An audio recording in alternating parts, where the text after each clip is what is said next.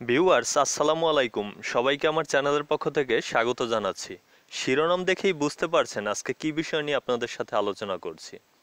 যারা বিভিন্ন বিশ্ববিদ্যালয়ের শেষ পর্বের শিক্ষার্থী রয়েছেন তাদের কিন্তু এখন একটি কথা যে আসলে পরীক্ষা কবে হবে, পরীক্ষা যদি না হয় তাহলে সার্টিফিকেট আসছে না, আর বিভিন্ন চাকরির পরীক্ষায় আবেদন করা যাচ্ছে না।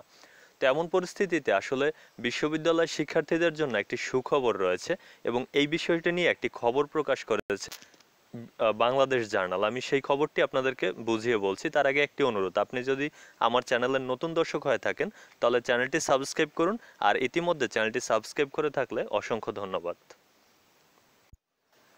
বাংলাদেশ জার্নালে প্রকাশিত খবরের শিরোনাম, অবশেষে খুলছে যে শিক্ষা প্রতিষ্ঠান।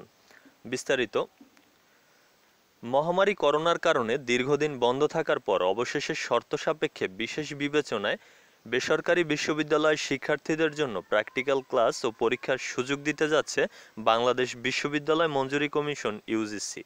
অর্থাৎ এই খবরটির মূল যে কথাটি, যে বেসরকারি বিশ্ববিদ্যালয়ে অনলাইন ক্লাস এতদিন হয়ে আসছিল, সেখানে এখন প্র্যাকটিক্যাল ক্লাস এবং পরীক্ষার সুযোগ দেওয়ার ব্যাপারে একটি অনুমোদন দিতে যাচ্ছে আসলে বিশ্ববিদ্যালয় মঞ্জুরি কমিশন বা ইউজিসি। জানা যায় যেসব শিক্ষার্থী ফাইনাল সেমিস্টারে রয়েছেন শুধু তারাই এই সুযোগ পাবেন। কঠোর স্বাস্থ্যবিধি মেনে এটি কার্যকর করা হবে। এক্ষেত্রে ক্লাস ও পরীক্ষার সময় দুজন শিক্ষার্থীর মাঝে অন্তত 6 ফুট দূরত্ব বজায় রাখতে হবে।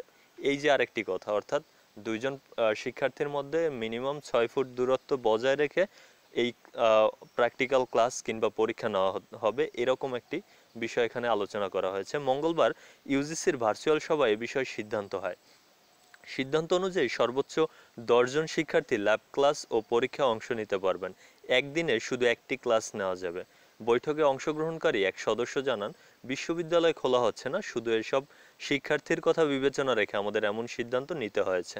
তিনি আরও বলেন, যে সব শিক্ষার্থী তাদের ফাইনাল সেমিস্টারে রয়েছেন তারা ব্যক্তিগতভাবে প্র্যাকটিক্যাল ক্লাস ও পরীক্ষায় অংশগ্রহণের সুযোগ পাবেন। বেশ কয়েকটি বেসরকারি বিশ্ববিদ্যালয়ে আবেদনের পরিপ্রেক্ষিতে এই সিদ্ধান্ত নেওয়া হয়েছে। প্রসঙ্গত, করোনার কারণে গত 17 মার্চ থেকে দেশের সকল শিক্ষা প্রতিষ্ঠান ছুটি চলছে। সর্বশেষ ঘোষণা অনুযায়ী আগামী 31 অক্টোবর পর্যন্ত শিক্ষা প্রতিষ্ঠানের ছুটি আছে। তবে একটি কথা, এই খবরটি যখন প্রকাশিত হয়েছিল তখন 31 অক্টোবর পর্যন্ত ছিল ছুটি, কিন্তু আমরা ইতিমধ্যে জেনেছি যে বৃহস্পতিবার আবার শিক্ষামন্ত্রী কিন্তু এক ভার্চুয়াল সভায় এসে ছুটিটা বর্ধিত করেছেন এবং সেখানে আসলে ছুটি নভেম্বরের 14 তারিখ পর্যন্ত করা হয়েছে, যে বিষয়টি আসলে এই খবরে অন্তর্ভুক্ত নয়, কারণ খবরটি আসলে বৃহস্পতিবারের আগের। তো এই ছিল আজকের ভিডিওতে। আমার এই চ্যানেলের সকল ভিডিওগুলো যদি পেতে চান তাহলে চ্যানেলটি সাবস্ক্রাইব করুন, আর এই ভিডিওটি যদি ভালো লাগে তাহলে লাইক, কমেন্ট এবং শেয়ার করুন। আজকের ভিডিও এখানে শেষ করছি। ধন্যবাদ সবাইকে।